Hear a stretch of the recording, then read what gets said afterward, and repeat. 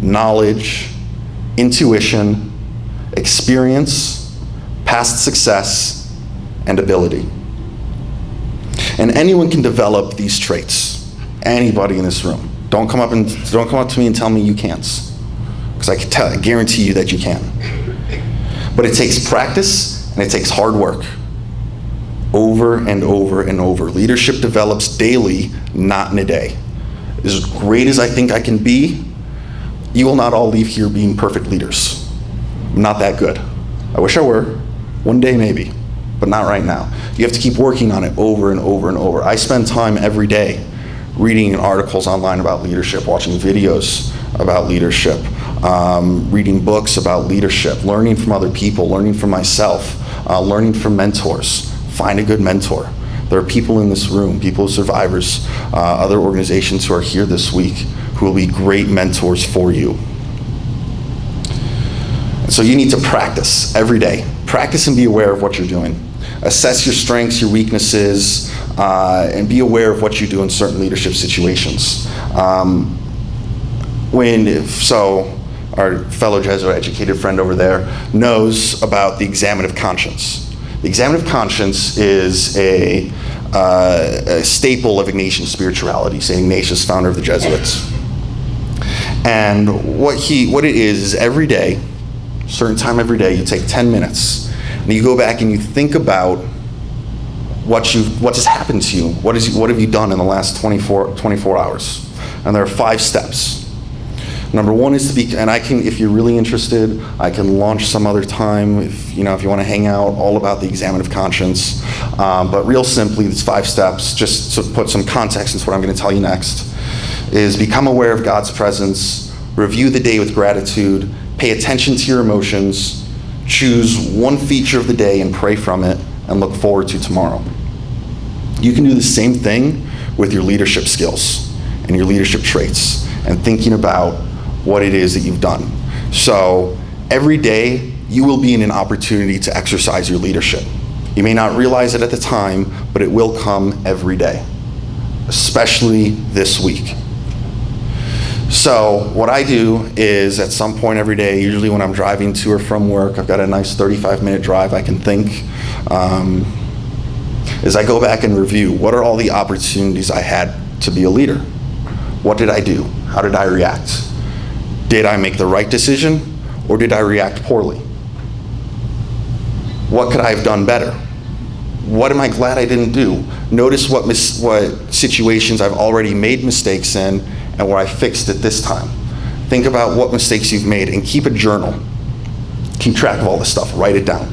I used to hate journaling until I started doing it for real, and now it's awesome because I can't remember much of anything, so I have to have it written down.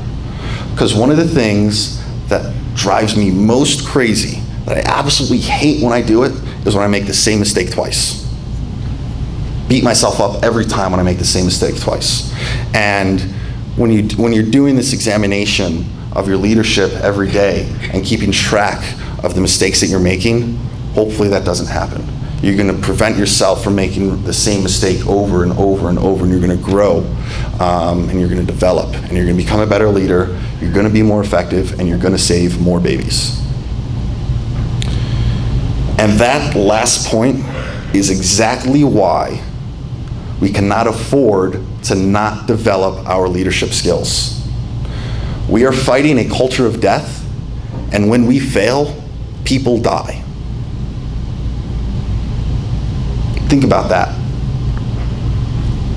Think about what you just saw in Jason's graphic image presentation.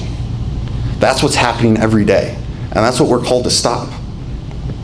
So we have to take ownership of our leadership responsibilities, which includes using those 7 skills to set up our movement for sustained growth and effectiveness. Again, this is not just about yourself, not just about your organization, your group, it's about the movement. And so many people will ask, especially new student leaders, what is the most important thing our group needs to do, needs to have to be successful? And I tell them that it's really 3 things that you need to have. One is a mission, one is a vision, and one is a strategy. So what does that mean? Many of you have probably heard mission statement before. What does it really mean? Your mission provides purpose. It answers the question, why? Why do I get up every morning to work long hours, travel all over the place, when my friends are, working 9 to 5 and going out afterwards? Why am I, spending my Friday night as a student putting together flyers or preparing to go to the abortion facility the next morning when all my friends are out hanging out? Why are we doing what we do? Your vision provides a picture. It's the answer to the question, what? And your strategy is a plan for how you're going to fulfill that vision. So, successful mission statement.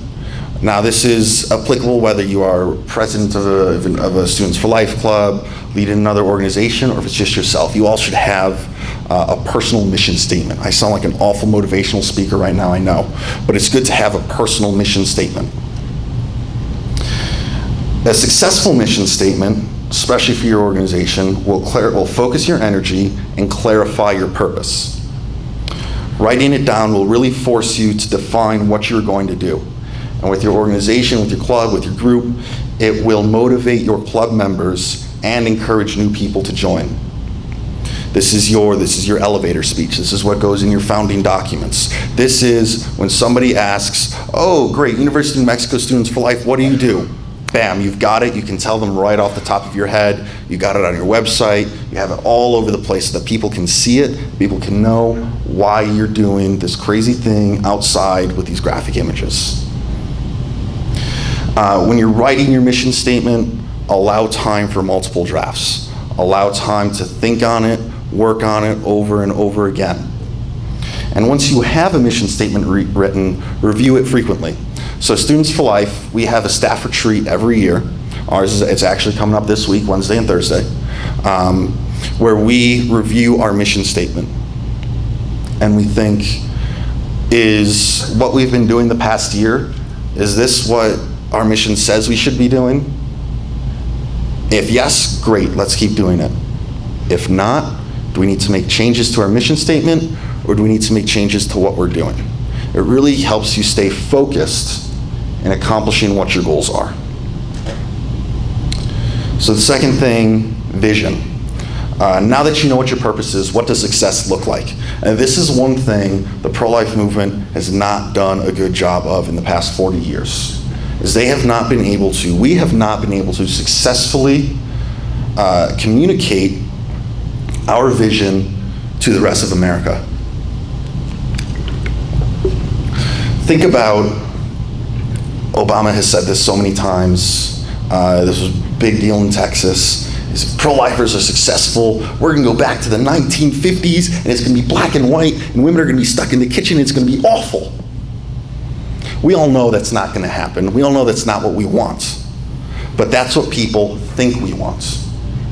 And that's what people on your campus and in your community think about you if they have not connected with the pro-life movement, if you have not communicated what your vision is for an America or an Albuquerque without abortion.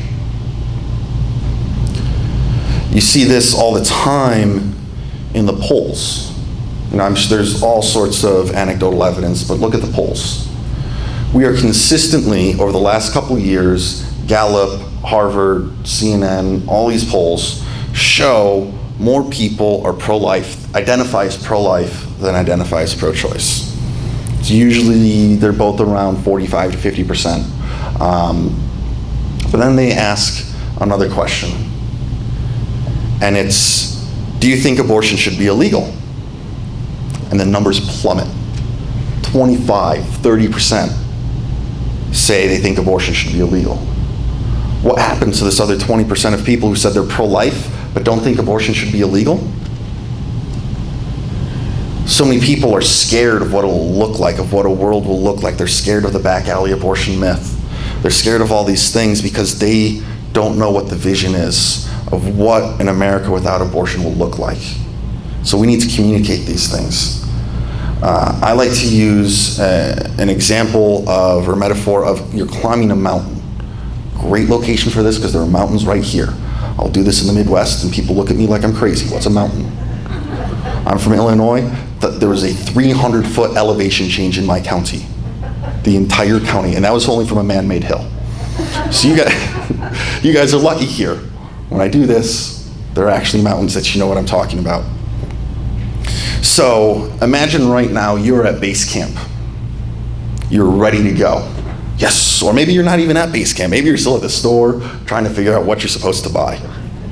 And this is going to be a long journey.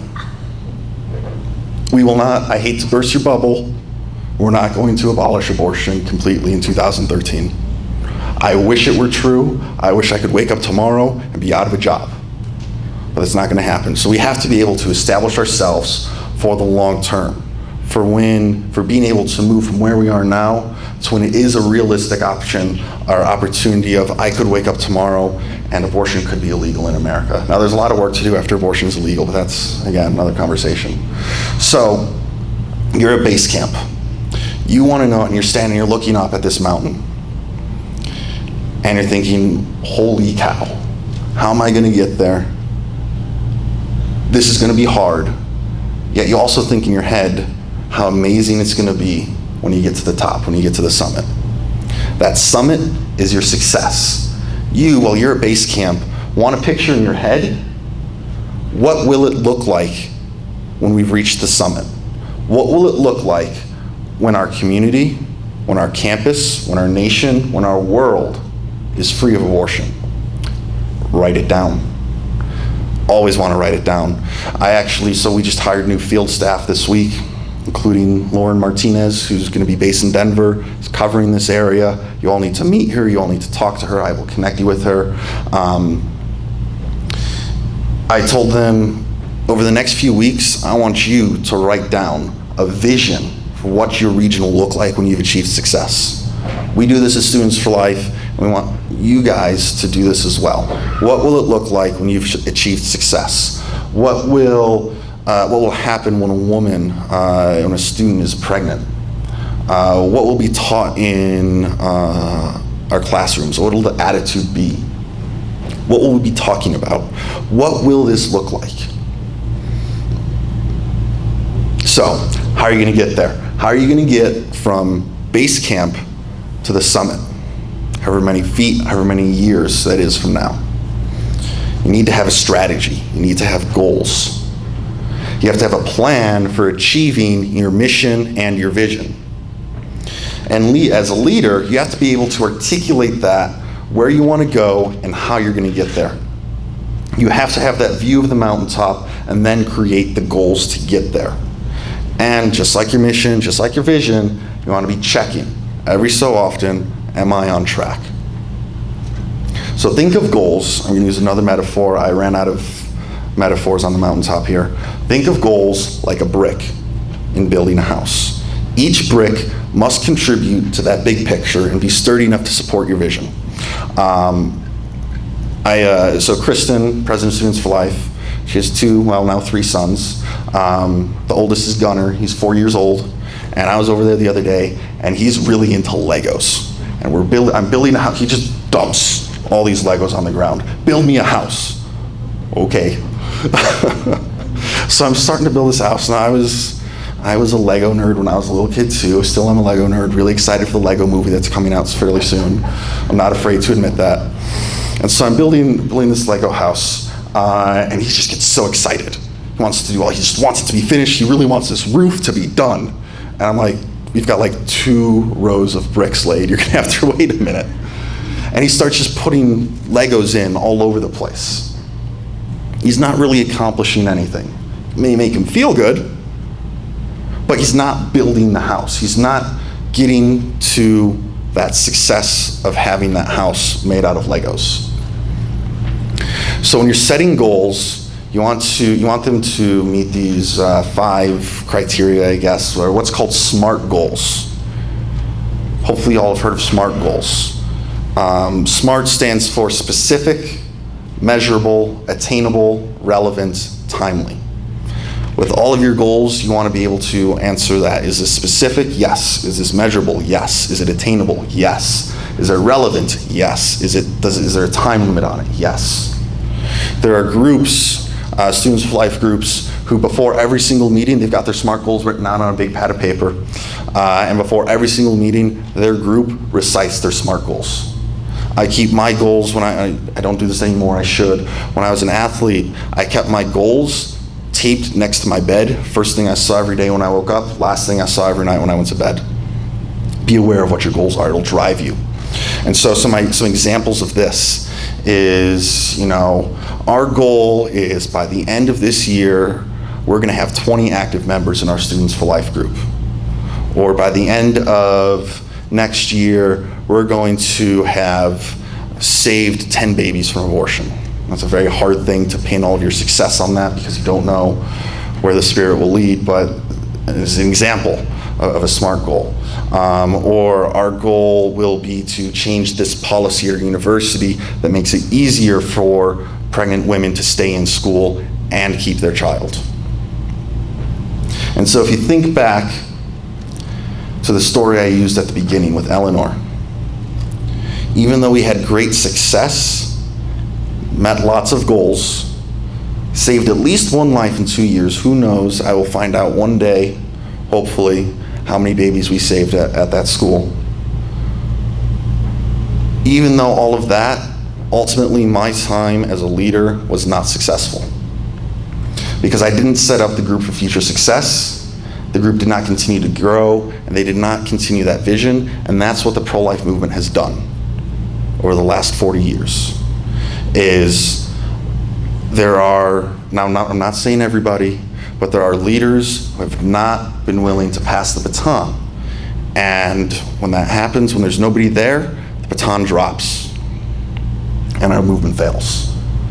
So what do we have to do to, within your organization, within your group, within your club, within the movement, to successfully establish transitions in leadership? First thing we need to do is we need to make sure that our future leaders understand and can clearly elucidate our vision, our mission, and our goals. They know what it is, it carries on from you to them. That legacy that you've set up carries on to the next person. You need to be recruiting potential leaders. Potential leaders will not come to you in a gift wrap box. There will not be a shining light from God on this person with angels singing, this is the leader. Not gonna happen. I'm sorry, I wish it would. It would make my job a lot easier. But there's certain things you can look for. Look for passion. Passion is so vitally important. When we hire our staff, that is the first thing that we want to know, is this person passionate about ending abortion?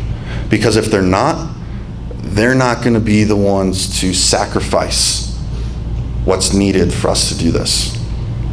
So passion, commitment, organization, all these types of things. Look for those 7 characteristics that I talked about at the beginning. Do they have this? Do they have the potential to develop this? Are they willing to work hard? Look and find these people who you can train to be future leaders, either after you or alongside of you. Your community, your school needs more than one leader. Needs lots of leaders. With more leaders, you can do more things. So you have more people who are